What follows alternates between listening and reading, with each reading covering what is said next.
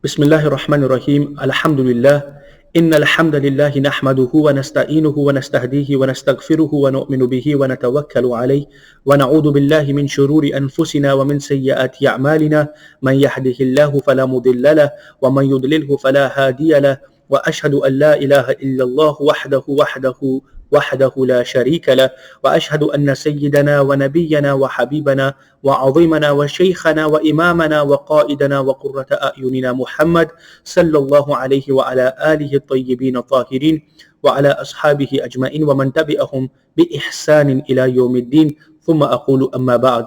Brothers and sisters in Islam, Assalamu alaikum wa rahmatullahi ta'ala wa barakatuh, and welcome once again to our weekly Friday reminder in place of the Jum'ah khutbah which we normally have at the masjid. It's Imam Hamza Hassan from Manchester Central Mosque. Once again, I pray and hope that all of you are in the best of health and states. I begin by praising Allah subhanahu wa ta'ala, the Lord of the universe, the sustainer, the maintainer, the all-hearing, the all-knowing. Peace and blessings and salutations be upon the best of creation, our noble messenger, our noble master, the first one, the last one, the most beloved one, the seal of all prophets, none other than Sayyiduna wa Nabiyuna Muhammad sallallahu alayhi wasallam. Peace and blessings be upon his noble companions, the righteous Sahaba, and peace and blessings be upon his Ahlul Bayt, his pure family, and all those who tread on their path till the day of judgment. Ameen, Ameen, Ameen. Alhamdulillah, as you are all aware, we are in the month of Rajab al-Murajab, a very blessed month, a month from the four sacred months that Allah subhanahu wa ta'ala has gifted us. The wonders, the miracles, the virtues of this month are second to none. We have previously spoken about how Allah subhanahu wa ta'ala blessed this month with the birth of Sayyiduna Ali bin Abi Talib, karramallahu ta'ala wajhahul kareem. And one of the most spoken about events that occurred within this month is the miracle of the Prophet sallallahu alaihi wasallam, al-Isra wal Mi'raj, the night journey and the heavenly ascension. And there are many lessons, many reflections, many teachings that we can derive from this journey and speak about its virtues and try to benefit and enhance our own lives. And inshallah, in today's week and next week's reminders, that's what we will be covering. Allah subhanahu wa ta'ala, He has blessed many prophets and many messengers with miracles which were proof and evidence of their prophecy and prophethood.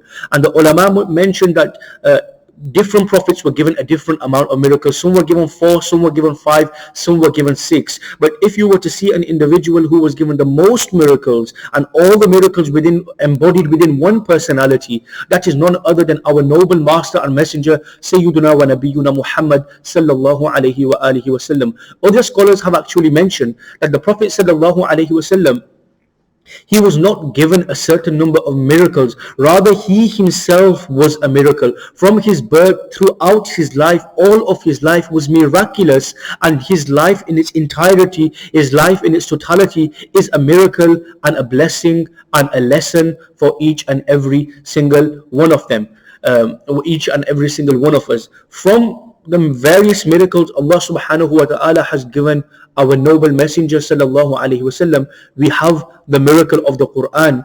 But when we look at the Quran, we find that the Quran is wahi, it's revelation.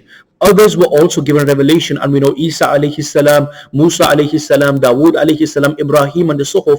Other prophets were also given revelation. But when we look at this unique miracle in regards to the night journey and the heavenly ascent, we find that this was a miracle only given to our Prophet sallallahu alaihi wasallam.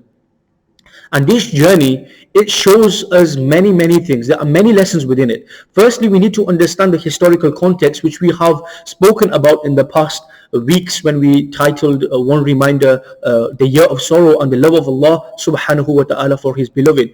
10 years of torture, 10 years of difficulty, 10 years of absolute harm and absolute problems within the Arabian context, within Mecca. We find that the Prophet sallallahu alaihi wasallam, after him and his companions went through so much difficulty. We have the boycott which deprived the companions and the Prophet sallallahu alaihi wasallam and the people around him of the very basic things which we consider human rights in today's day and age.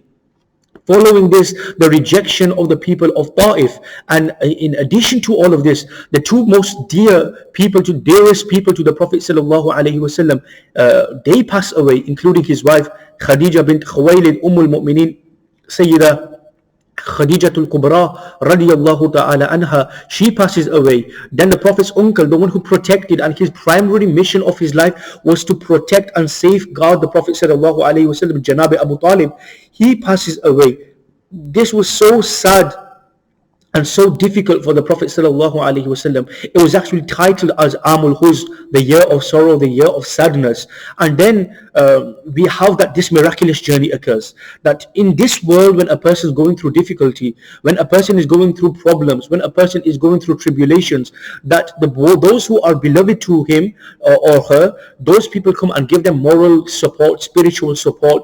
They pass on the condolences and try to uplift them and give them words of condolences, words of happiness for their contentment during that difficult period. But what we find beautiful in this journey is that when the Prophet sallallahu alaihi wasallam was going through a difficult period, Allah subhanahu wa ta'ala, he, the Lord, the Creator, calls the Prophet sallallahu alaihi wasallam to meet him. And this is the overall summary of this journey. Then we have this night journey is something which each and every single ought to teach our children about it. We remember it yearly and we teach people about this journey to its depth, the sanctity of this journey, what Allah gave the Prophet, and by giving something to the Prophet, by extension, Allah has given to all of the community of the Prophet sallallahu alaihi wasallam. Allah subhanahu wa ta'ala says in the Quran, highlighting this journey and summarizing this journey in one verse, Subhanallazi asra bi'abdihi laylan min al-masjid al-harami ila al-masjid al-aqsa alladhi barakna hawlahu linuriyahu min ayatina innahu huwa as-sami'ul basir.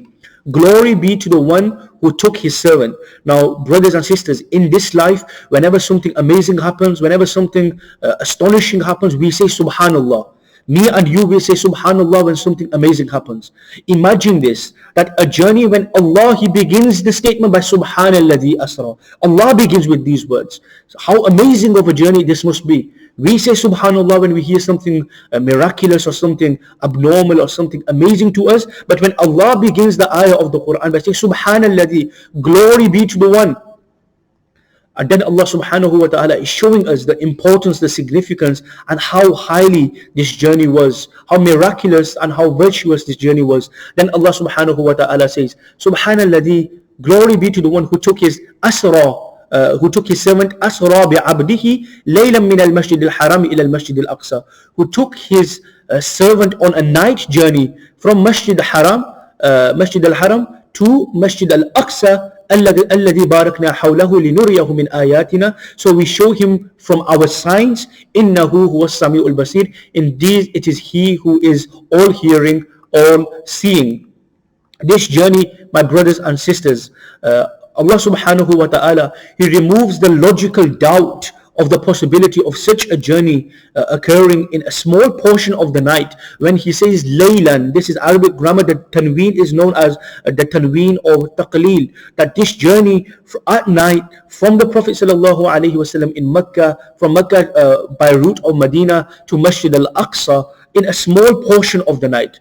Glory be to the one who took his servant on this journey at night from Masjid al-Haram to Masjid al-Aqsa in a short portion of the night to show him from our signs. Like I mentioned, when we are amazed, we say Subhanallah. This is an event in which Allah begins by saying Subhan. That is Subhanallah. It's beyond our mind.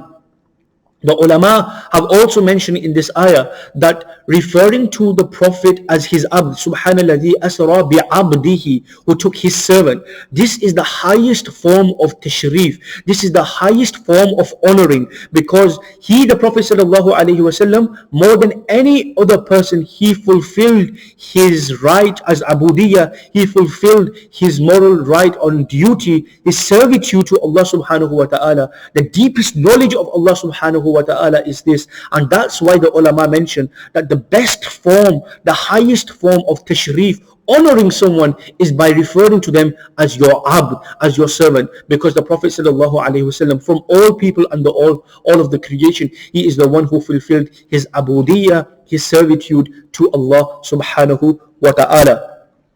The first part of this journey, my brothers and sisters, was from Masjid al-Haram when the Prophet ﷺ is asleep. He's awoken by Jibreel, the archangel. And this was one of the times in which the event of Shaq al-Sadr, the opening of the chest, occurred when the Prophet ﷺ, his heart was washed, or his chest was open and washed with Zamzam water. And this event of Shaq al-Sadr, the opening of the chest, it occurred on 4 occasions, as we find within the prophetic life, within his seerah. When he was a young child in Banu Sa'ad, under the care of Halima, age 4 or 5 it occurred. Then at the age of 10 it occurred. When the Prophet was given wahi, the first revelation, it occurred. And when the Prophet ﷺ was taken on the night journey, it also occurred. So my brothers and sisters, this journey, it's important to know why this particular event, this concept or this process of Shaq al-Sadr, the opening of the strength, occurred. This was to strengthen the heart of the Prophet ﷺ of traveling from Masjid al-Haram to Al-Aqsa, and then to the heavens and beyond to Sidratul Muntaha, the places that no one has ever been to or ever seen. When the Buraq was bought, the transport for the Prophet ﷺ, it began to shake and shiver, and Jibreel asked for it to relax. But no one was more noble, no one more noble has traveled on you than Muhammad sallallahu alaihi wasallam, and this was an honor for this transport also. From Mecca to Jerusalem, the Prophet sallallahu alaihi wasallam, he sees many things from the affairs of the Akhirah, which we will inshallah mention in the next week's reminder. And he passes by Maratu ala Musa laylatan usriya bi 'inda al-Qusayb al-Ahmar wa huwa qa'imun yusalli fi qabri, that I passed by Musa at a small red mountain and he was praying in his grave. And the Prophet sallallahu alaihi wasallam, when he was taken to Jerusalem, the perfection and compilation of all the previous prophets, it was shown when he was given the honor to lead the prayer in front of all of the prophets, and he led all of them. The Prophet sallallahu alaihi wasallam, we find, led all of the prophets from the various events he sees to do with the hereafter. Various people were being punished in ways which are scary and abnormal to us, and the reasons to why they were being punished have been mentioned within the hadith literature and canons, so that we can truly understand what the punishment is for which diseases and which illnesses, so we can rectify and purify ourselves from those things. The Prophet sallallahu alaihi wasallam, he prays 2 rak'ahs on Mount Sinai, the place Musa was given revelation. He sees Bethlehem, where Jesus was born. He saw Prophet Musa alayhi salam in his grave alive, remembering Allah subhanahu wa ta'ala. He then comes to Jerusalem. All the prophets and angels are there. Jibreel gives the azan and iqama, and then Jibreel calls the Prophet out to lead all the prophets, to show how the Prophet sallallahu alaihi wasallam, he is Sayyidul Mursaleen, Imamul Anbiya, Sultanul Anbiya, the leader of the prophets, the leader of the messengers. And then the Prophet sallallahu alaihi wasallam, his journey continued.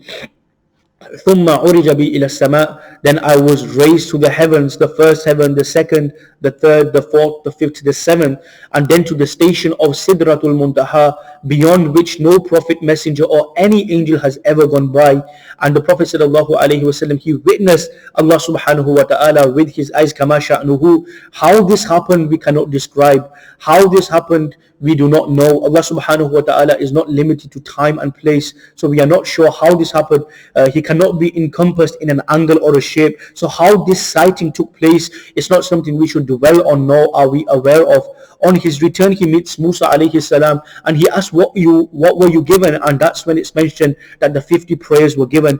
And then Musa alayhi salam, he asked the Prophet sallallahu alaihi wasallam to go back and ask Allah subhanahu wa ta'ala to lower this, as this will be burdensome for the ummah. And it's one of those journeys in which we find that the Prophet sallallahu alaihi wasallam was given the gift of salah, which as salah is the mi'rajul mu'min. It's the mi'raj, the night journey, the heavenly ascent for a believer is within his salah, which the Prophet sallallahu alaihi wasallam was given. And all this journey summarized was in a short portion of the night. And then Allah subhanahu wa ta'ala's messenger, when he comes back it was a physical journey as well as a spiritual journey. And when he informed the people of Mecca, the Quraysh, they denied it and they tried to weaken the iman of Abu Bakr as-Siddiq radiallahu ta'ala. And but the reason this was of amazement to them is because this is the very nature of a miracle. What is a miracle? Kharqul Ada, the breaking of normality, something abnormal happening. And when this was done, we find that they come to Abu Bakr as-Siddiq, وَالَّذِي جَاءَ بِالصِّدْقِ وَصَدَّقَ بِهِ. From here he was given the title Siddiq. Sadiq is a person who describes an event as it occurs. Siddiq is the one who, when he describes it, it becomes a reality.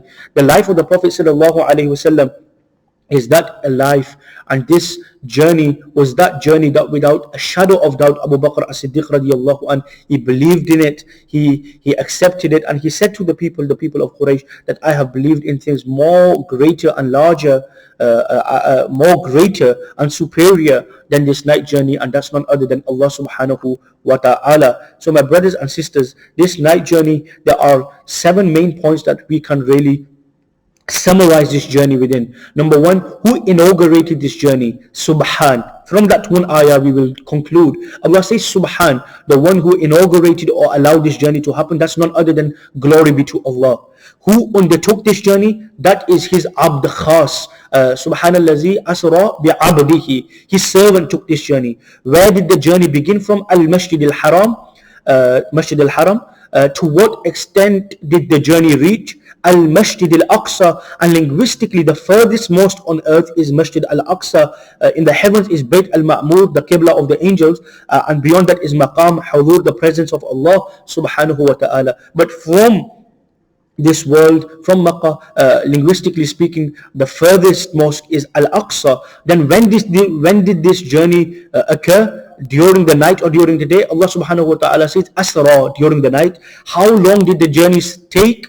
Allah subhanahu wa ta'ala says Laylan, in a very small portion of the night. What was the essence of this journey? The reasoning behind this journey? لِنُرِيَهُ مِنْ آيَاتِنَا, so that we can show him from our signs. But my brothers and sisters, let me conclude with this, that generally when big officers travel, or big presidents or big people travel, those who are under them are the ones who report the affairs, how the journey happened, what happened during this journey, what happened, what didn't happen. Whenever a minister travels, you find the journalists are the ones who are doing the reports. But the utmost paradox we find is that the one who is traveling is the servant, and the one who is reporting is the Lord Almighty, the Mawla. The one who is traveling is the servant, the one who is reporting is the master, which one again highlights the love Allah subhanahu wa ta'ala has for his beloved Habib sallallahu alayhi wa alihi wasallam. Inshallah, in next week's